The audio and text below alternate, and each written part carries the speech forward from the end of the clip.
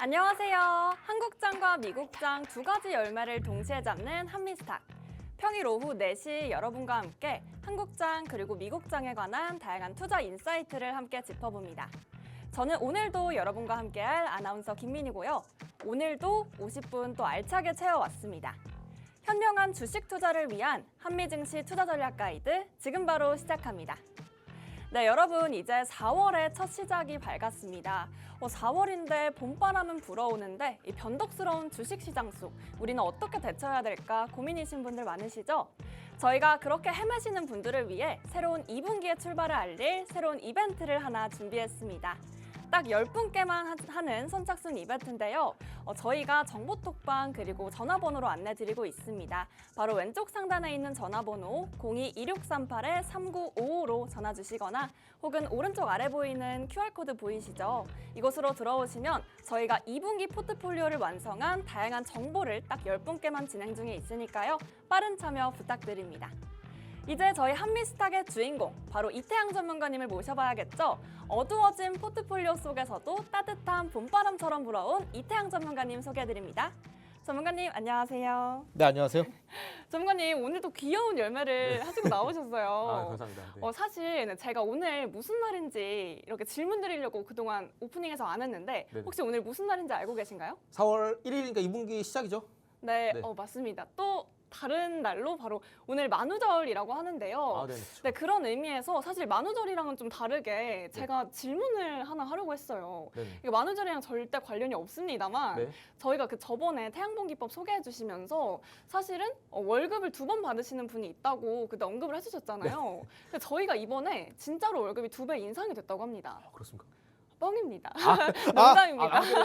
오늘은 네네. 만우절이기 깜빡 때문에 속았네요. 이렇게 또 2번 제가 속아드렸는데 그래도 전문가님의 소개만큼은 또 거짓말로 할 수는 없겠죠? 네. 오늘 소개 또 부탁드립니다. 네, 여러분 제가 이렇게 순수합니다. 이 순수함을 바탕으로 여러분들께 정말 끊임없이 급등하면서 이 시장을 반짝 빛낼 종목 소개해 드릴 텐데요.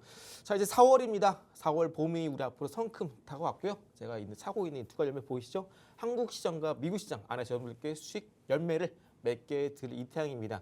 열매가 자라서 이제 꽃을 피우고 이제 본격 개화하기 위해서 또 태양이 없으면 안 되잖아요. 그래서 이제 여러분들께 본격적으로 오늘 준비한 차도 정말 많고요. 또 오늘 시장이 좀 그나마 유의미한 이슈있기 때문에 앞으로 어떻게 공략해야 될지 또 많은 분들이 가장 많이 또 고민하고 있으실 2차 전지, 에코프로, 테슬라 이쪽 많은 자료 준비해 왔으니까요. 조만간 빠르게 다시 뵙도록 하겠습니다.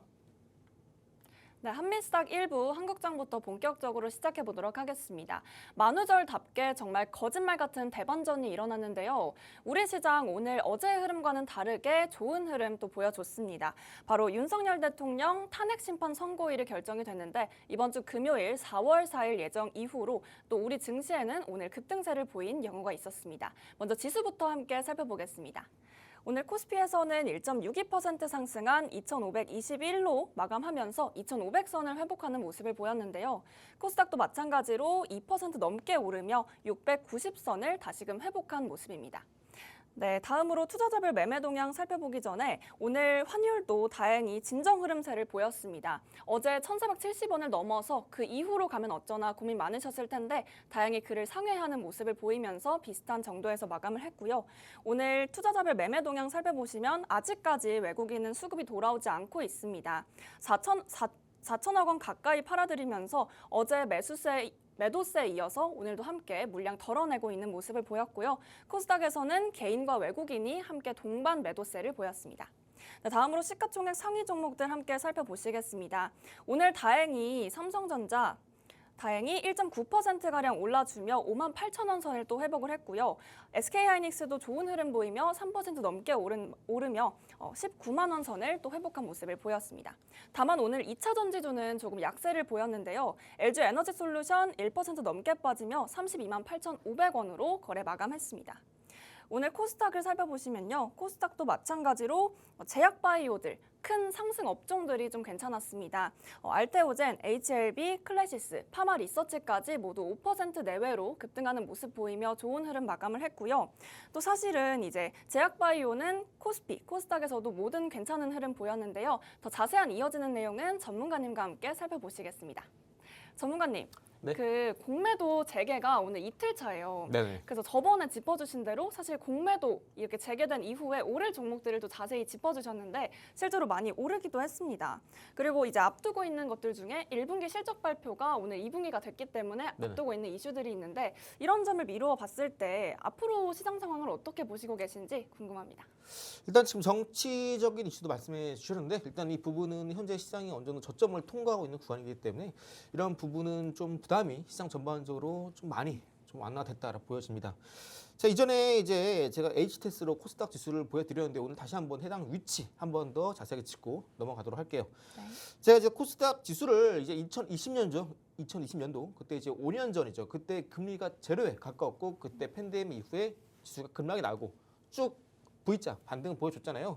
네. 그때 기점으로 여기 보이시는 2020년 3월 달입니다. 이때 해당 연도에 저점을 찍었기 때문에 이때 당해 연도에 여기 보이시는 선을 제가 딱 그어볼게요. 처음 보시는 분들도 있으시니까 다시 한번 보여드리겠습니다. 자, 당해 연도 때 이때 지금 보시는 차트는 주봉 차트고요. 2020년도 때 저점을 찍었으니까 당해 연도의 단기 고점 여기 보이시는 692포인트 좀 될 것 같아요. 네, 692네요. 네. 이 포인트에 검은 색깔 줄을 쫙 그어 보시면 주봉상에서 이렇게 검은 색깔 선 밑으로 이게 지수가 떨어지면요 늘상 이렇게 보시는 것처럼 지수가 반등이 보여줬습니다. 보시는 것처럼 이렇게 검은 색깔 밑으로 지수가 떨어졌죠? 네. 그럼 바로 다음날 반등이 나와줬습니다. 이렇게 다음날이 아니죠? 주봉이니까 몇 주 내에 반등이 나와줬고요. 또 여기서도 검은 색깔 이탈했다가 반등 나와주고 있고요. 여기서 검은 색깔 지지했다가 또 반등, 또 여기 이탈했다가 반등. 또 이번 주에 보신 것처럼 어제 많이 빠졌는데 검은 색깔 선 밑으로 빠졌다가 다시 반등이 나와주고 있습니다. 그래서 현재 코스닥 지수 위치로 봤을 때 지금 현재 위치는 상당히 매매하게 투자하기 상당히 좋은 구간에 있다 말씀드리고 싶고요.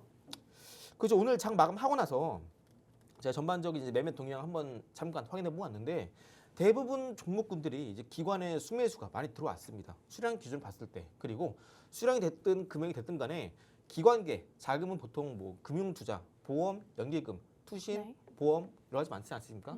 근데 그 중에서 현재 이제 금융투자 쪽 쉽게 말하면 이제 증권사 자금이 많이 들어왔어요. 그렇기 때문에 현재 지수가 저점에 있고 또 앞으로 지수가 올라갈 길이 많이 열렸기 때문에 아무래도 증권사 입장에서도 좀 대규모의 투자를 다시 한번 시작하고 있는 시점이 바로 지금이다 말씀드리고 싶고요. 네. 다만 많은 종목군도 많이 빠졌고 또 지수가 많이 빠진 만큼 저점을 찍고 올라가고 있는 상황이기 때문에 많은 종목군들도 대부분 저점을 찍고 올라갈 가능성이 높습니다. 그런데 저점을 찍고 올라가는 여러 가지 종목군들, 섹터가 정말 많을 텐데 그 중에서도 우리가 이제 어떤 종목을, 어떤 섹터를 매매를 해야 시장 대비 벤치마크 수익률을 비교했을 때 조금 더 많은 수익률을 기록할 수 있을지 네. 저런 거 좀 자세히 이제 알아볼 거고요. 또 최근에 이제 아무래도 2차 전지 테슬라 많은 분들께서 매매하고 계셨거나 아니면 이미 갖고 계셔서 손실을 보고 계시는 분 많으실 텐데요. 네. 제가 오늘은 이제 해당 내용 좀 자세하게 좀 설명을 드리고자 합니다.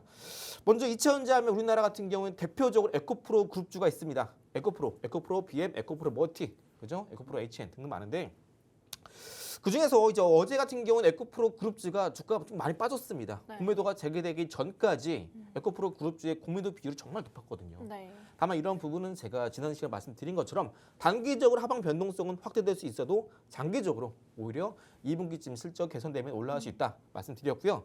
오늘 에코프로 관련해서 좀 더 자세하게 말씀드리려고 합니다. 에코프로뿐만 아니라 포스코홀딩스 아니면 뭐 포스코 퓨처엠, LG엔솔 많잖아요. 이런 것들 모두 통쳐서 이제 2차전지 관점으로 설명을 드릴 거고요. 자, 에코프로 그룹주 하락은 어디까지 주가 이대로 좋은가 주제로 설명을 드릴 거고요. 좋을 리는 없겠죠. 어쨌든 간에 지금 현재 2차전지 업황은 캐즘에 놓여 있습니다.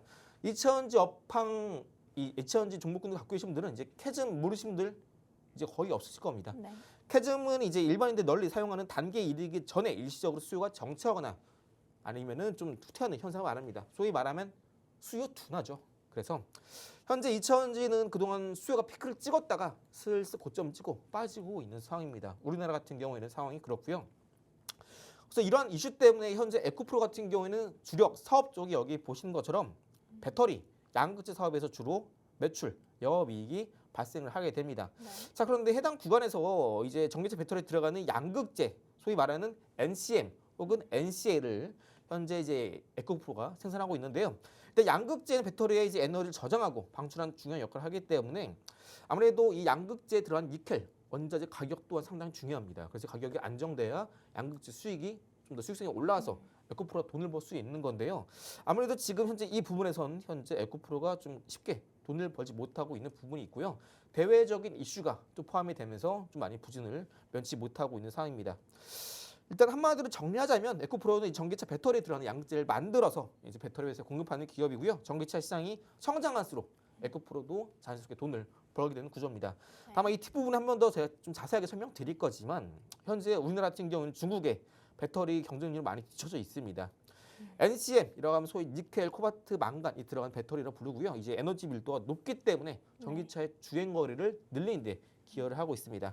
다만 니켈 함량이 높으면 배터리 안정성에 문제가 생기고요. 소위 말하는 갑자기 과충전 때 폭발하거나 이런 걸 말합니다. 그래도 최근에 니켈 함량과 안정성 사이에서 현재 갈피를 못 잡고 있기 때문에 네. 현재 이러한 부분에서 좀 많이 좀 기술을 좀 많이 요구를 하고 있습니다. 또한 이제 리튬 이온 배터리 시장에서 NCM과 다르게 현재 LFP가 많이 각광을 받고 있습니다. 에코프로 주가가 하락하는 이유도 NCM 대비 LFP 리튬 인산철 배터리를 하는데요. 이 배터리가 NCM보다 수요가 올라가게 되면서 현재 에코프로의 경쟁력이 많이 약화되어 있는 상황입니다.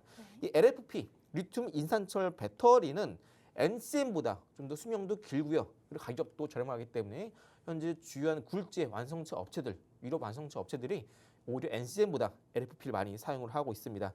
이런 배경 때문에 에코프로가 현재 경쟁력이 약화되면서 주가 하락으로 이어지고 있다. 이해하시면 되고요. 네. 여기 보시는 게 이 중국의 BYD 해당 종목 차트입니다. 이때 동그라미 친 시점이 우리나라 2023년 7월 달에 에코프로 주가가 피크를 찍은 시점인데요. 이때 에코프로는 피크를 찍었는데 그때 이후로 쭉 이 BYD 주가도 쭉 빠지다가 어느 순간 급등이 나옵니다. 에코프로는 이때 7월 달 피크를 찍고 나서 주가 빠지는 반면에 이렇게 BYD 같은 경우는 주가가 계속해서 오름세를 기록하고 있죠. 네. BYD 같은 기업 같은 경우는 NCM보다 LFP를 자체 생산을 하고 있는 기업이고요. 네. 아무래도 우리나라 에코프로 NCM을 주로 다루는 이 경쟁이 약화되다 보니까 저절로 LFP가 부각을 받게 되면서 주가가 쭉쭉 올라가고 있는 상황입니다. 지금 본 차트는 월봉 차트고요. 현재 해당 이제 지점에 추가로 올라올 수 있을지 없을지는 올해 2분기 이제 오늘 2분기 시작하고 있죠. 2분기에 우리나라 배터리 주요 3사들의 실적에 따라서 BYD 주가도 올라가느냐 아니면 떨어지고 우리나라 쪽으로 수급이 들어오느냐에 따라 달려 있다라고 이해하시면 되겠습니다. 이제 중국 심천 상해 지수도 그동안 좀 많이 올라줬던 부분도 BYD 주가가 올라갔던 부분에 한몫을 하고 있습니다. 물론 해당 종목이 상장되어 있는 시장이 좋으면 해당 종목군들 따라 올라가겠죠. 네. 반대로 우리나라 시장은 많이 좀 꺾여 있는 상황이기 때문에 아무래도 에코프로 그룹주도 그동안 쭉쭉 빠지게 되면서 좀처럼 반등을 보여주지 못한 부분이 있기도 합니다. 자, 그럼 이제 전기차 캐전 문제 알았습니다. 자, 그럼 이제 이 배터리가 전기차뿐만 아니라 로봇 쪽에도 당연히 쓰일 수 있습니다. 자, 그럼 이제 현재 에코프로가 가장 많이 다루고 있는 NCM, 니켈, 코발트, 망간 배터리가 이 로봇 쪽에서는 어떨까? LFP와 비교해서 전기차 쪽에서는 경쟁력이 약화되고 있는데 로봇 쪽에서는 좀 더 우위에 있지 않을까? 이 부분 많이 궁금했을 텐데 제가 한번 정리해 왔습니다. 일단 휴머노이드 로봇이 들어간 NCM 배터리를 사용하는 것은 기술적으로 가능은 합니다만 몇 가지 고려해야 될 부분이 단점으로 부각을 받고 있습니다. 먼저 NCM 배터리의 특성상 몇 가지 측면에 이제 적합하지 않거나 비용이 과다하게 발생하는 부분이 있고요. 특히나 이제 로봇 같은 경우에는 우리가 고려해야 되는 부분이 네 가지가 있습니다. 하단에 보신 것처럼 첫 번째가 비용, 두 번째가 에너지 밀도 문제고요. 세 번째가 안정성, 네 번째가 충전 효율성 그리고 수명 문제입니다. 상세하게 말씀드리자면 먼저 첫 번째로 이제 비용 문제인데요. 이제 NCM 배터리 같은 경우에는 상대적으로 LFP 배터리보다 고가라고 말씀드렸죠. 그렇기 때문에 이제 전기차 같은 경우는 주행 거리가 늘어나서 고급차에 많이 사용됐던 배터리인데요.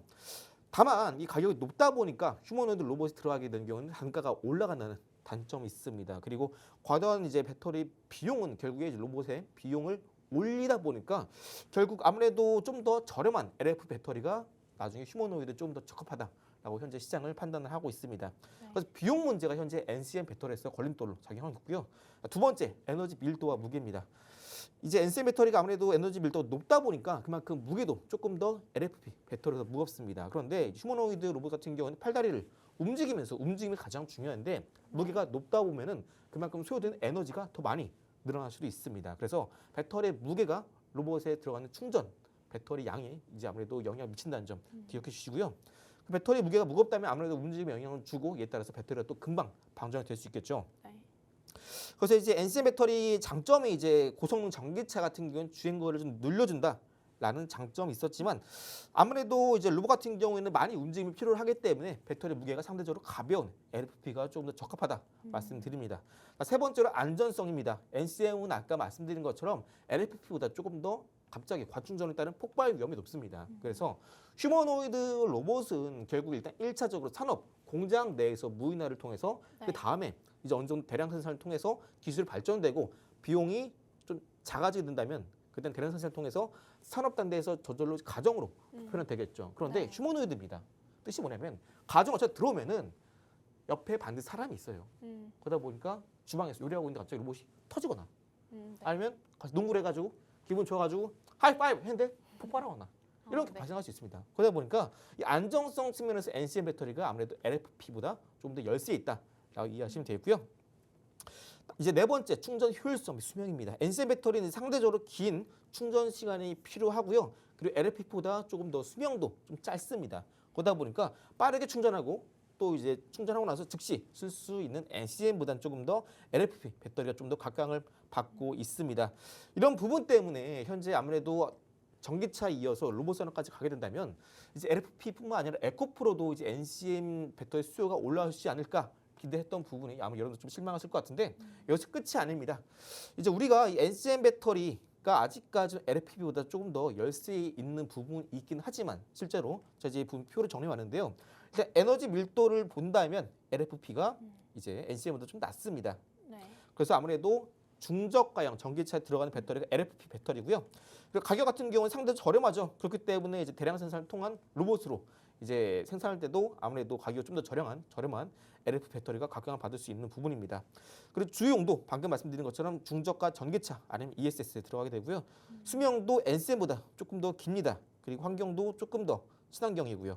그리고 아무래도 가격이 저렴하다 보니까 그리고 또 로봇에 들어갔을 때 대량 생산했을 때 좀 더 이익이 있겠고 그리고 안정성도 좋고 좀 더 수명이 깁니다. 다만 에너지 밀도가 낮기 때문에 아무래도 고급 전기차에는 NCM 배터리가 들어가는데 네. 지금 현재 경기가 많이 안 좋아지고 경기 침체가 오고 있는 와중에 누가 고급 전기차 사려고 하겠습니까? 아무래도 중국도 그쵸. 지금 정부 지원해서 네. 싼 전기차를 많이 내놓고 있잖아요. 네. 그러다 보니까 이 전기차 시장이 많이 좀 훼손이 되고 있습니다. 그래서 아직까지는 NCM보다 LFP가 조금 더 이렇게 좀 무게추가 기울어져 있다라고 이해하시면 되겠습니다.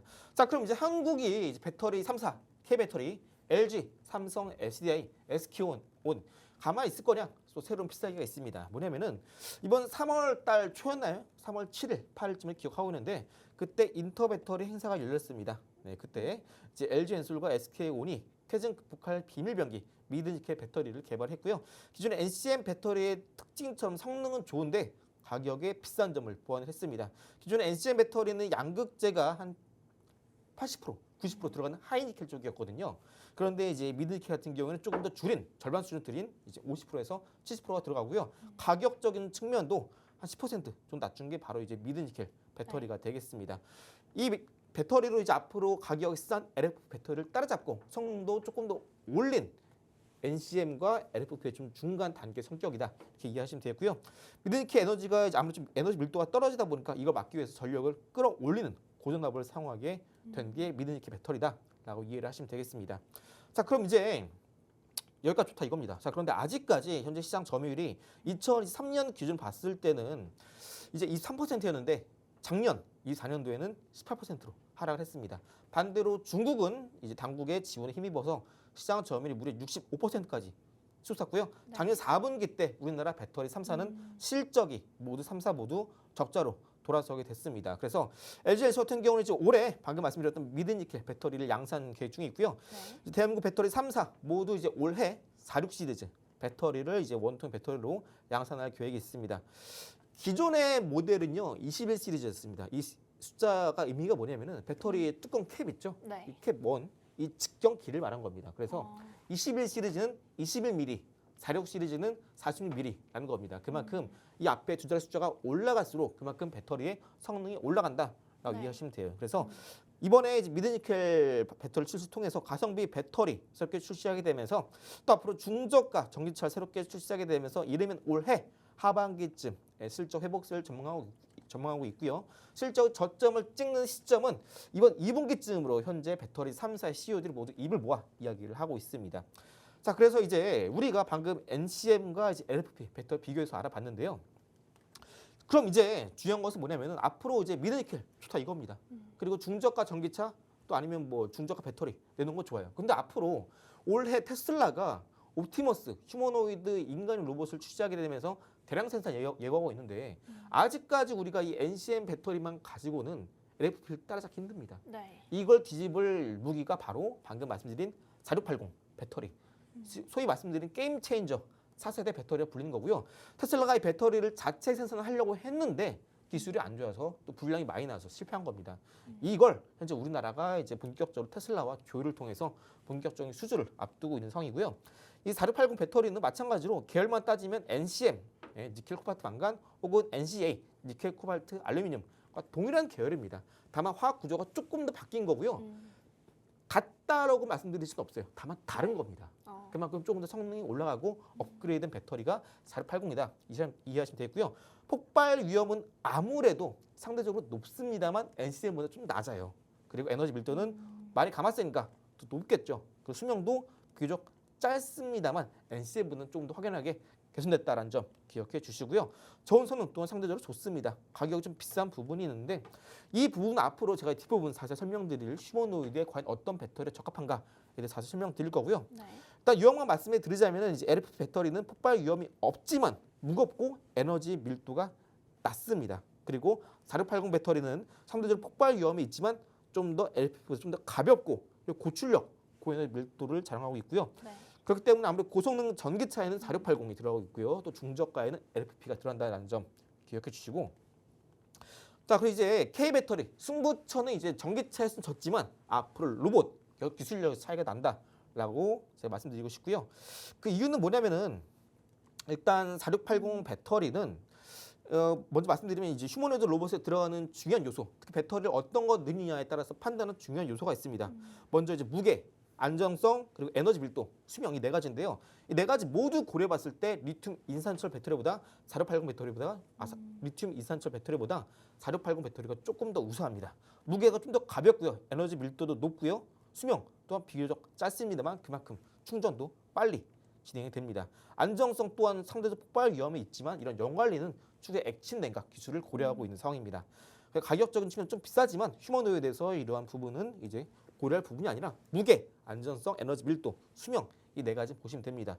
그래서 이러한 요인을 모두 고려봤을 때 만약 휴머노이드로 만약 우리가 옮겨간다면 네. 배터리 부분에서 LFP보다는 조금 더 4680이 조금 더 적합한 배터리다라고 이해를 하시면 되고요. 이런 정리 요약은 만약에 좀 궁금하시다 하신다면은 하단에 QR 찍고 입장하시면 제가 이런 정보 톡방이 있으니까 거기서 제가 이런 요약본 다 올려드리고 있습니다. 그래서 이제 결론적으로 4680이 더 유리한 이유는 방금 네. 설명드린 것처럼 이런 요인 때문에 결국 우리나라는 결국 중국이 값싼 배터리를 승부한다면 우리는 조금 더 높은 기술력으로 승부를 하게 됨에 따라서 이러한 판세는 결국 우리도 중국을 따라서 중저가 배터리, 중저가 전기차를 출시를 하고 있지만 시간이 지남에 따라서 기술력을 따라서 우리가 커버를 할 수 있는 부분이 충분히 나타날 수 있다 네. 말씀을 드리고 있습니다. 자, 그래서 결국 에코프로 같은 경우에는 추후에 이렇게 양극재가 수요가 많이 늘어날수록 실적 또한 개선세를 보일 겁니다. 그렇기 때문에 배터리 양극재 사업 또한 에코프로가 주력으로 밀고 있기 때문에 결국 아까 말씀드린 것처럼 NC의 배터리는 4680이랑 거의 비슷한 겁니다. 그렇기 때문에 4680 많이 팔릴수록 양극재 많이 팔린다는 의미고 이에 따라서 이제 에코프로의 실적 또한 올라가게 됨에 따라서 주가도 바닥 찍고 올라갈 수 있다라고 이해를 하시면 되겠습니다. 자, 그리고 최근에 삼성과 현대차가 손잡고 이제 새로운 휴머노이드 배터리 개발하겠다라고 이제 뉴스가 뜬 적이 있습니다. 네. 이와 관련된 히든 종목 뒷부분 공개해 드릴 거고요. 자, 4680 배터리 관련주도 많이 관심 많으실 텐데 해당 종목군도 시장 관계상 제가 많이 하나하나 말씀드리긴 좀 시장 관계상 부족한 부분이 있기 때문에 양해해 주시고요. 이 부분도 제가 있는 정보 톡방에 입장하시면 4680 배터리 여러분들께 무료로 공개해 드리고 있습니다. 자, 그럼 이제 우리가 가장 중요한 게 뭐냐면은 최대 수익을 입을 수 있는 종목이 무엇인가 이겁니다. 제가 2021년도, 20년도 말 때 LNF를 이제 공략해서 무려 타점 대비 500% 5배 가까운 급등세를 기록했고요. 양극재가 포인트였습니다. 자, 그러면은 네. 4680 배터리가 본격적으로 판매됨에 따라서 중국을 꺾고 정상에 올라설 때 최대 수혜를 받을 수 있는 핵심 포인트, 바로 그게 원가 비중이 있습니다. 자, 4680 배터리의 원가 비중 살펴보면요. 아무래도 아까 말씀드린 것처럼 이 4680의 배터리 계열이 결국 NCA입니다. 그러다 보니까 양극재에서 가장 많이 원가 비중을 차지하죠. 그렇기 때문에 양극재 관련 기업을 봐야 됩니다. 그렇기 때문에 양극재 같은 경우에는 아무래도 현재 가격이 좀 많이 싸요. 전 세계적으로 이제 공급망에서 양극재 업계에 좀 많이 부담이 되고 있는 부분이 있고요. 네. 그러다 보니까 아무래도 양극재가 원가 비중이 높아서, 그래서 원가 비중은 결국 양극재, 소위 말하는 국내에서 양극재를 생산, 제조, 판매하는 기업이 실수혜를 입을 수 있다라고 이해하시면 되겠는데요. 4680 배터리 양극재 주 요건을 보시면 하이니켈 비중이 높은 NCA 양극재를 사용하고 있고요. 동일한 거다 말씀드렸어요. 다만 좀 비슷하나 똑같다고 말씀드리지 않고 다른 거다 말씀드렸습니다. 여기 더해서 이제 고에너지 밀도와 고출력 성능이 필요하고요. 원통형 배터리의 시장 경험이 중요합니다. 이런 요건들을 모두 고려해 봤을 때 에코프로 BM, LNF, 포스코 퓨처엠, 코스모 신소재 이 기업들 중에서 이제 과거에 테슬라에 직접 공급했던 이력이 있거나 아니면 가능성 높은 기업은 에코프로 BM, LNF고요. 그리고 이제 LG 엔솔과 조금 밀접한 관계가 있는 기업은 포스코 퓨처엠, 그리고 SK온, 삼성 SDA와 협력 가능성 높은 기업은 코스모 신소재입니다. 그래서 에코프로 BM과 LNF가 가장 유력한 후보인데요. 이 부분 아무래도 추후에 공식적인 수주 공시에 나올 때 그때 우리가 매수해도 늦지 않다 말씀드리고요. 방금 말씀드린 것처럼 이 두 기업이 유력한데 아직까지 둘 중에 어떤 기업이 될지가 모릅니다. 그렇기 때문에 잠재적인 네. 리스크가 남아있는 상황이에요. 자, 그래서 여러분들께 4680 배터리가 어쨌든 간에 누가 됐든 간에 어차피 수혜를 입을 수밖에 없는 기업을 제가 소개하려고 합니다. 해당 기업은 우리나라 3사, 삼성 SDI, LG 에너솔루션, 그리고 SK온 모두 배터리 테스트하는 소재를 생산하고 있는 기업이고요. 해당 3사에 모두 100% 독점 공급을 하고 있는 기업입니다.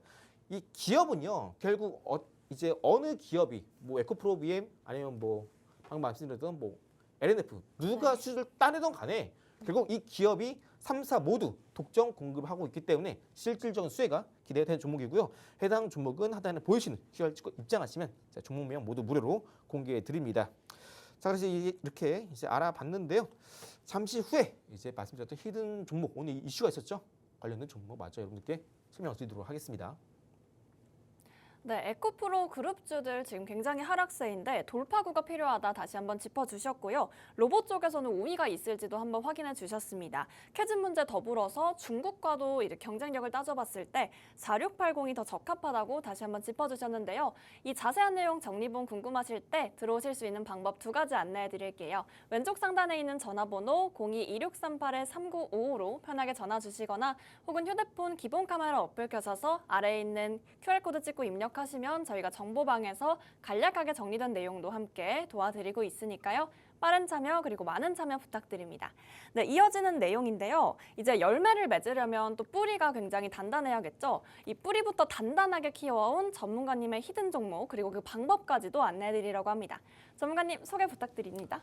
네, 뿌리가 깊고 바람에 아무리 휘날려도 흔들지 않으려면은 네. 결국 너무 높은 위치에 있지 말아야 됩니다. 그렇죠. 높이 올라간 가지가 앙상을 가질수록 네. 눈이 쌓이면 부러지죠. 그쵸. 그렇기 때문에 지금 시장에서 아무래도 딱 방금 말씀해 주신 멘트에 어울리는 종목군들은 많이 오르지 않고 또 최근에 신고가를 썼지만 올라갈 만한 추가적인 모멘텀이 있는 종목에 해당이 되겠죠. 네. 아까 말씀드린 이슈처럼 삼성과 현대가 맞선을 잡고 휴머노이드에 들어갈 배터리를 공동 개발에 나섰다 말씀드렸죠. 이에 따른 수혜주입니다. 자, 해당 종목 같은 경우는 국내 유일의 삼성 SDI의 이제 핵심 공정에 필요한 장비를 10년 이상, 무려 10년 이상 독점 공급하고 있는 회사고요. 그 네. 말은 뭐냐면 결국 어쨌든 간에 추후에 이 고객사가 바뀔 일은 절대 없다라는 의미입니다. 네. 삼성 SDI가 최근에 유상 증자를 진행하지 않았습니까? 네. 시설 투자 비용 그리고 탑업인의 증권 인수 결국 현재 진행하고 있는 사업의 캐파를 더 늘리겠다라는 의미입니다. 그러면 자연스럽게 이 히든 종목의 앞으로 기대되는 영업이익, 매출액 또한 따라서 올라갈 수밖에 없겠죠. 네. 해당 종목은 보시는 차트는 일봉 차트고요. 과거에 이제는 보시는 이 정고점 분 가격대를 이제는 최근에 돌파 나오면서 신고가 뚫고 나서 오늘 다시 한번 고가 또 최근 찍었던 저점 부근에 딱 가운데 반등에 성공하게 되면서 오늘 거래 대금도 무려 1,000억 이상 발생이 되면서 시장을 주도하고 있는 종목 중에 하나입니다. 해당 종목이 결국 앞으로는 배터리, 휴머노이드 이쪽이 게임 체인저 될 것이고 결국 휴머노이드는 이 배터리 마지막 조각 퍼즐이다 말씀드렸습니다.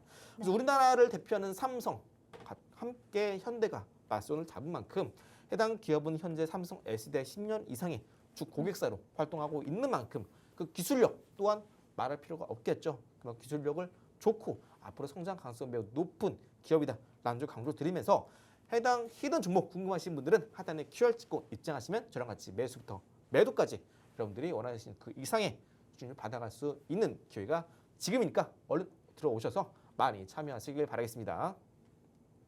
네, 이 삼성 SDI의 핵심 공정, 장비 기술 함께 공급하고 있는 이 종목명 궁금하신 분들은요. 저희가 딱 선착순 10분께만 함께하는 이벤트와 함께 정보방에서 제공드리고 있으니까요. 많은 참여 부탁드립니다.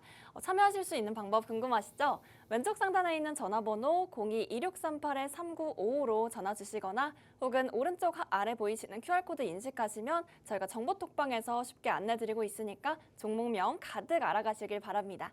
그럼 저희는 잠시 후에 이어지는 내용 2부 미국장에서 만나 뵙겠습니다.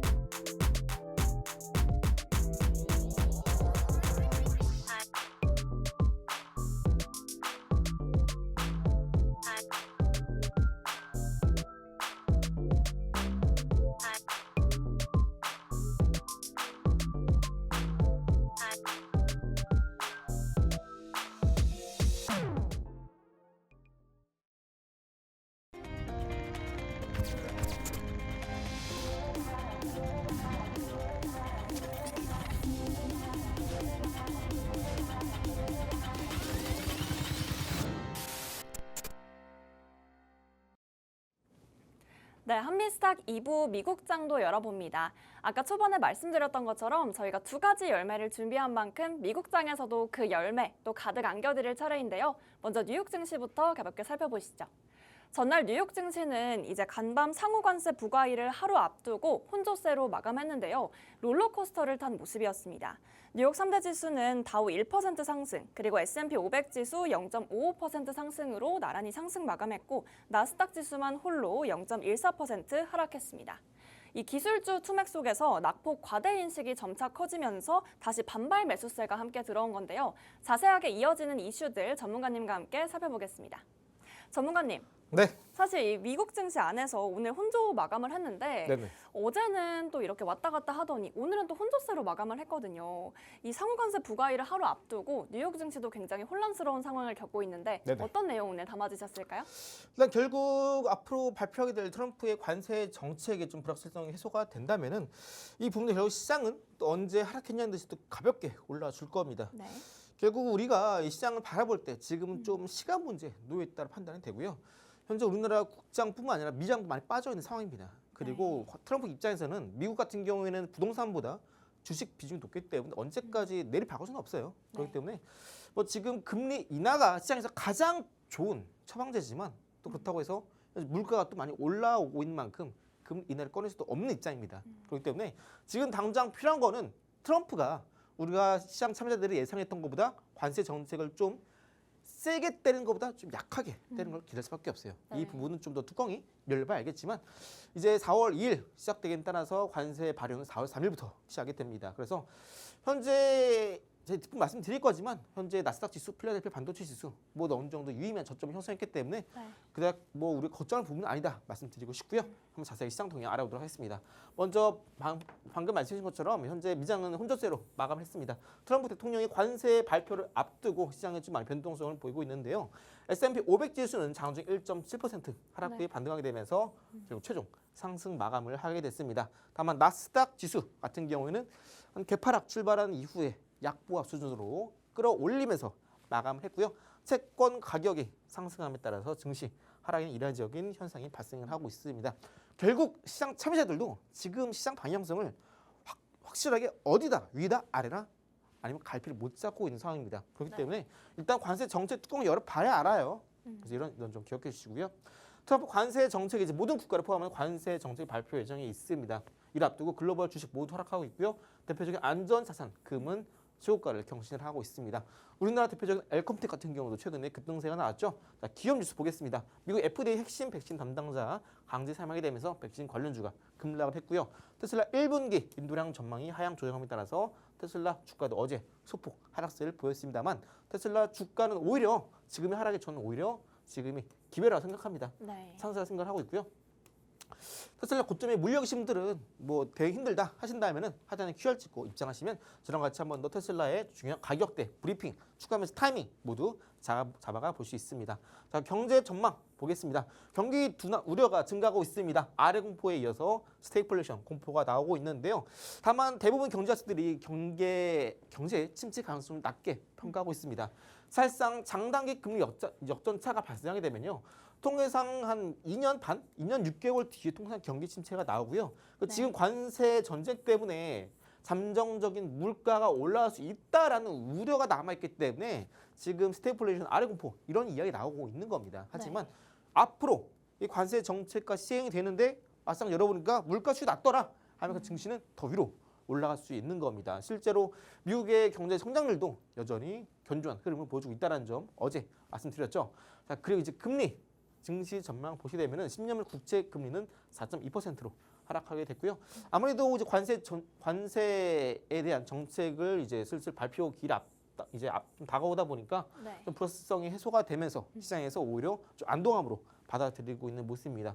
그리고 골드만삭스 S&P 500 목표치를 이제 하향 조정하고 있고요. 사실상 S&P 500 지수 같은 경우는 현재 고점 대비 마이너스 16% 빠졌습니다. 통상 마이너스 10% 빠지면 조정장으로 우리가 인식을 합니다. 그런데 충분히 빠져 있는 상황이기 때문에 앞으로 뭐 3개월 정도 빠지거나 아니면 뭐 반복하면서 등락을 보일 수 있겠지만 또 3개월 뒤에는 한 번 더 수익률은 상승 전환할 가능성이 높고요. 통계상 그래 왔습니다. 그래서 S&P 500은 우리가 뭐 지금 당장 겁먹을 필요는 없다라고 네. 강조를 드리고 싶고요. 연준이 선언하는 이제 인플레 지표, PC 지표 또한 상승을 기록하게 되면서 이제 정말 물가는 올라가는데 경기 침체가 오는 거 아니냐라는 우려가 남아 있는 상황입니다. 다만 이런 우려도 아까 말씀드린 것처럼 관세 전쟁이 본격화 시에 우리가 그 지표를 다시 확인해 봤을 때 그때 방향성이 중요하다 말씀을 드리고요. 또 이제 경제 주요 지표를 발표를 앞두고 있습니다. 이제 이런 요인 때문에 앞으로 우리 현재 글로벌 증시가 좀 변동성을 보일 수 있겠지만 다만 아직까지 하방은 좀 견조하다는 판단이 돼요. 그래서 만약 트럼프가 관세 정책을 좀 더 세게 시행하지만 않는다면은 네. 현재 유지에 좀 더 지수가 버텨줄 가능성이 높다 말씀을 드리고 있습니다. 그래서 일단 이번 주 금요일 4월 5일에는 3월 고용 보고서 발표가 남았기 때문에 이 부분에 따라서 현재 시장이 고용 시장이 여전히 견조한지 아니면 정말 많은 기업들이 투자를 줄이고 고용을 줄이면서 고용 시장이 좀 침체가 되고 있는지 이날 발표의 됨에 따라서 당기적 방향성 또한 어느 정도 나올 수 있겠다라는 점 기억해 주시고요. 또 아까 말씀드렸던 에코프로뿐만 아니라 이제 미국 같은 경우는 테슬라가 가장 많이 궁금하실 것 같아요. 특히나 이번 6월 달에 로보택시를 이제 본격적으로 서비스를 시행 예정을 앞두고 있습니다. 그래서 이 로보택시가 시행되면 이제 앞으로 현재 테슬라가 기대하는 수익률을 아니면 예상되는 영업이익은 로보택시 사업에서 어느 정도를 차지할까라고 말씀드리고 싶은데요. 일단 로보택시는 뭐냐? 완전 자율주행 기술로 운전자가 없이 택시를 운영하는 서비스를 말하고요. 일단 기술적인 문제만 본다면 현재 5단계 완전 자율주행, 운전자 전혀 개입하지 않는 상태를 구현하고자 하는데요. 아직까지 기술이 완벽하지 않아서 좀 실용화까지는 시간이 걸립니다. 그리고 네. 각국에서 이 문제를 현재 수용할 것이냐 말 것이냐에 따른 법적인 문제가 남아 있는 상황이고요. 그 주요 이벤트 보시면 이제 풀 셀프 드라이빙, 안전 자율주행 기술 발전함에 따라서 앞으로 이 자율주행에 따른 안전성과 효율성이 향상이 될 것이냐, 이게 핵심 포인트가 되겠고요. 법적 규제를 해결할지 여부도 아까 말씀드린 대로 각국뿐만 아니라 각국에서 이를 법적으로 얼마나 제도화하느냐에 따라서 테슬라의 로보택시 사업의 수익성이 달려있다 라 말씀드릴 수 있겠습니다. 상용화 시점이 가장 중요한데요. 2025년 올해 이후에 일부 지역에서만 좀 제한적으로 상용화를 시작할 거고요. 2027년에서 30년에는 이제 대규모 상용화에 들어갈 것으로 예상을 하고 있습니다.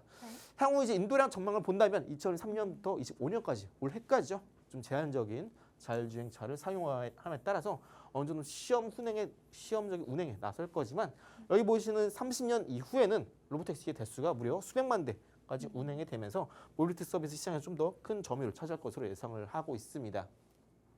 아무래도 변수가 있겠죠. 먼저 이 테슬라가 로보택시 사업을 시작하고 나서 벌어들일 이제 영업 이익은 변수가 작용할 수 있습니다. 먼저 로보택시 대수를 얼마나 운영할 것이냐.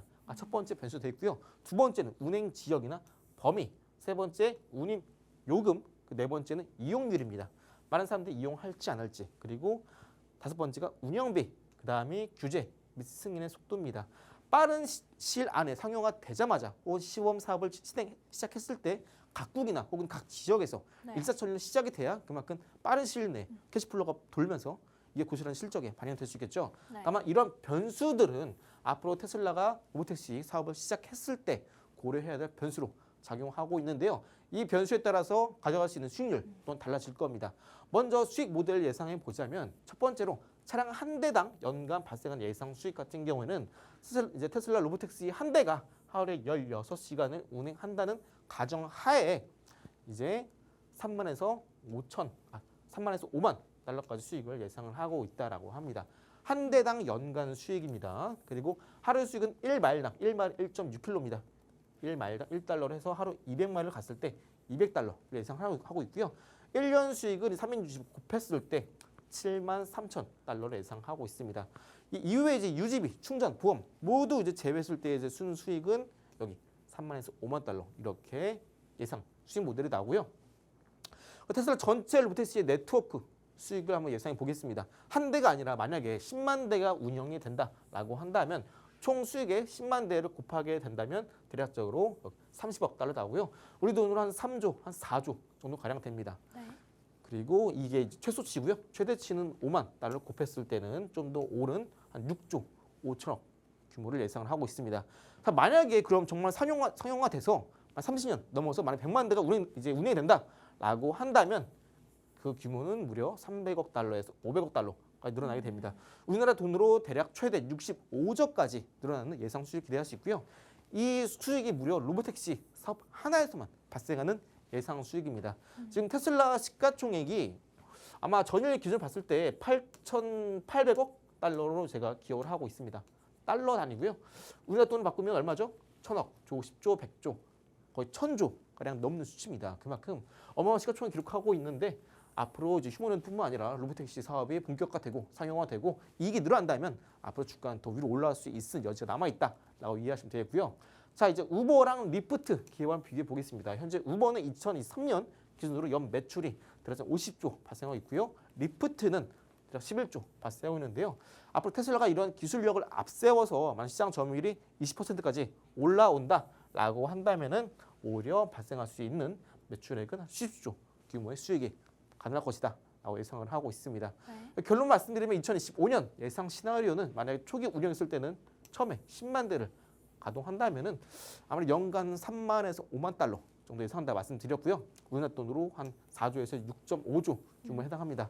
만약에 더 빠르게 확장하면서 모두 이제 변수를 다 고려하더라도 정말 일사천리로 진행된다라고 한다면은 100만 대까지 올라간다면은 수십조 규모의 시장이 형성되게 되면서 이러한 모든 캐파의 영업이익 매출액은 테슬라가 가져갈 수 있을 것으로 예상을 하고 있습니다.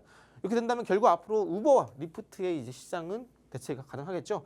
다만 이제 법규 문제나 아니면 잘좀 완성도에 따라서 이 부분 좀 큰 변수로 발생할 수 있겠고요. 다만 이제 트럼프가 이제 대통령 취임하게 되면서 그동안 받았던 자율주행 사고 사례 보고서를 폐지한 사례가 있습니다. 이 말은 뭐냐면 일단 어느 나라가 되더라도 미국 내에서는 이 FSD 완전 자율주행 로보택시 사업을 테슬라 일론 머스크에게 강력하게 밀어줄 가능성이 높다라는 겁니다. 그래서 일단 올해에는 아직까지 상용화 초기 단계이기 때문에 좀 일부 지역에서만 제한적으로 이용하다 보니까 좀 발생하는 매출액, 영업이 좀 제한적일 수 있겠지만 시간을 지남에 따라서 조금 더 이런 로보택시의 성장세는 더욱더 나올 수밖에 없을 것이다 말씀드리고 싶고요. 현재 증시 전반적으로 S&P 500 지수 기준으로 본다면 제가 보시는 여기 지표 있죠? 마이너스 0.13 밑으로 가게 된다면 저점입니다. 현재 어느 정도 시장은 저점을 지나고 있다 판단을 하고 있고요. 나스닥 차트도 어제 이제 개파락 이후에 매수에 들어오면서 양분 끌어올리고 있고 필라델피아 반도체 지수도 저점에서 끌어올려주고 있습니다. 자, 그리고 이제 제가 있는 정보톡방에서 테슬라도 브리핑 드리면서 언제 가격이 중요한 가격인지 말씀드리고 브리핑 다음날 13% 급등했고요. 테슬라 중국 브리핑 도와드리고 있고 또 엔비디아 브리핑도 도와드리고 있습니다. 인텔도 도와드리고 있고 그래서 인텔은 현재 시장 전반적인 상승 동력이 없기 때문에 추후에 개별 이슈로 공략하기 좋은 위치에 오기도 했습니다. 그래서 미장 종목 공략하고 싶은데 어떤 거 사야 되고 얼마를 사야 되고 언제 사 언제 팔어 궁금하신 분들은 하단 QR 찍고 빠르게 입장하시면 저랑 같이 이 힘든 시장 손쉽게 이겨낼 수 있는 지름길이 될 수 있다 말씀드리고 싶고요. 잠시 후에 히든 종목으로 마저 뵙도록 하겠습니다. 네, 사실 우리 시장 정말 많은 이슈들이 한 번에 오면서 이것들을 다 소화하기가 굉장히 어려운 상황이다. 그래서 기존에 투자하던 방법을 그대로 가져오기에는 너무 어렵다. 이런 분들 계시죠. 특히 테슬라 같은 기술주 가지고 계신 분들 고점 물려서 어떻게 해야 될지 모르겠다 하실 때 저희 정보톡방에서 또 안내해드리고 있는데요. 왼쪽 상단에 있는 전화번호 그리고 오른쪽 하단에 있는 QR코드 입력하고 들어오시면 저희가 이 부분에 대해서도 고민 또 말끔하게 해결해 드립니다. 전문가님과 함께 해결해 보시길 바랄게요. 전문가님, 네. 이제 드디어 오늘 만우절 이 마지막 선물을 또 가져왔다고 들었어요. 어떤 좀 엄청난 선물을 준비해 주셨을까요? 일단 아까 말씀드린 것처럼 뭐 월급 2번 이런 농담은 네. 아니고요. 네. 일단 해당 종목 같은 경우에는 시장에서 최근까지 아무래도 작년 8월 달 그 전부터 시장이 올라왔고 8월 달에 한번 경기 침체에 고비가 왔다가 쭉 올라갈 때 그 주인공은 엔비디아였습니다. 그런데 이미 제가 한 이번이 4월이죠. 작년쯤인 것 같아요. 연말쯤부터 제가 늘 말씀드렸습니다. 이제 주인공은 엔비디아가 아니고 다른 주도주 나올 것이다 말씀드렸고요. 해당 종목 같은 경우는 앞으로 이제 우리 글로벌 경기는요. 금리 사이클이 이제 인상을 지나서 다시 한번 인하를 바라보고 있습니다.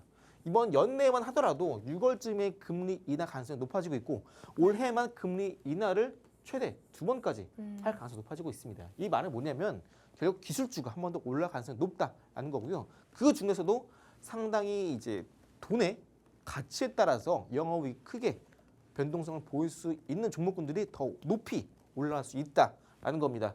해당 종목은 시장이 나스닥 지수 떨어질 때 물론 떨어지겠죠. 하지만 해당 종목 같은 경우는 이렇게 저점을 한번 쌍바닥 찍고 바로 이제 어제까지 3종 바닥 확인하게 되면서 전일 고점 돌파를 앞두고 있는 종목입니다. 해당 종목 같은 경우에는 단순하게 기존에 어떤 A 사업하는 것뿐만 아니라 B, C 모두 사업의 영역을 넓혀 나가고 있는 기업이고요.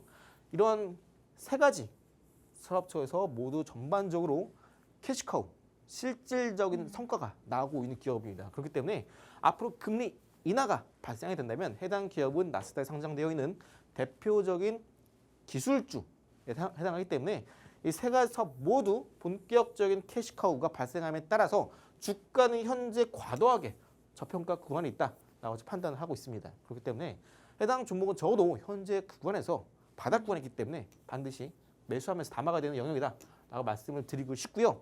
해당 히든 종목은 하여튼 QR 찍고 입장하시면 저랑 같이 매수부터 매도까지 혹은 매수, 매도, 트레이딩 관점까지 수익을 극대화할 수 있는 종목이고요. 저랑 같이 들어오셔서 공략해 보시길 바랍니다. 네, 오늘 많은 내용 준비해 주셨는데 더 자세한 내용은 저희가 정보톡방에서 또 안내해드리고 있으니까 많은 참여 부탁드립니다. 아울러 본 방송에서 제공해드리는 투자 정보는 투자 판단을 위한 참고 자료일 뿐 해당 종목의 가치 혹은 상승과 하락을 보장하진 않으니 참고해 주시기 바랍니다. 그럼 저희는 내일 이 시간에 다시 뵙겠습니다. 시청해 주신 여러분 고맙습니다.